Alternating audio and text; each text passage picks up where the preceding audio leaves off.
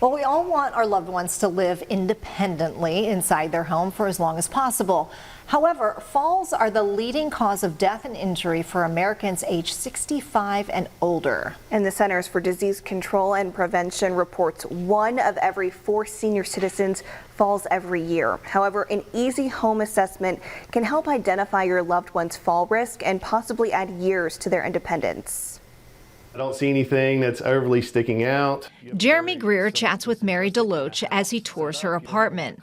It's something he does often as a staff physical therapist at Brandon Oaks at home. This simple home assessment will quickly make sure Mary's environment is safe and free from obstacles that could cause her potential issues. The first thing you do is really just scan the home. The first thing you look for is obstacles, any type of obstructions or anything that might be increasing someone's fall risk. At almost 90 years young, Mary is an active senior, staying social with friends and exercising often. She can still navigate her 1-bedroom apartment easily. I go to exercise 3 days a week, and occasionally I'll miss if we have some kind of other program going on that I'm interested in. But that keeps me going, plus I always walked with my dog. And now I'm trying to keep walking.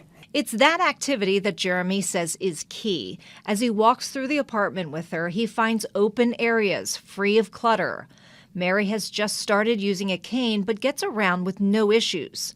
He looks at common areas of the home that could cause tripping hazards. So you really try to make sure that people have open pathways to wherever they're going. The main areas such as the chair they primarily sit in, their bedroom, bathroom. They want to make sure, like the bathroom floor, do they have mats? Do the mats have rubber on the bottom of them? You ask the patient, do they use towels or what do they use when they get out? Those everyday items may all seem ordinary, but can be a huge hazard to a senior. According to the CDC, over 32,000 older Americans die each year from a fall. It also reports that 1 of every 5 falls results in broken bones or a head injury. Hip fractures and other serious injuries have a devastating effect on older adults. Recovery is often long and painful, and many seniors never recover enough to regain their independence.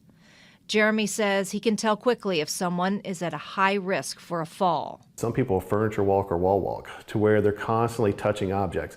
Well, if you're touching those objects, that means you're getting closer to them than you actually should. So it actually increases your fall risk. Plus, you might be leaning on those objects. People don't realize they might touch for comfort, but they don't realize over a period of time they might actually start leaning on those objects, like doorknobs, refrigerator doors. And those doors aren't stable, causing a senior to possibly lose balance and fall. Mary's apartment is complete with grab bars in the bathroom and 1-story open living that works well. But he makes sure lighting is sufficient and area rugs don't become problematic. As long as you have light and you know it's there and you look down when you step onto it, that's fine. He recommends moving scales out of the pathway to the bathroom and making sure beds aren't too high off the floor. We actually have to see how well people sit down on their beds. Are you able to get your feet in bed? Are you able to get out of bed? But the biggest obstacle may be your loved one's own perception and realization that they're slowing down and may need help getting around.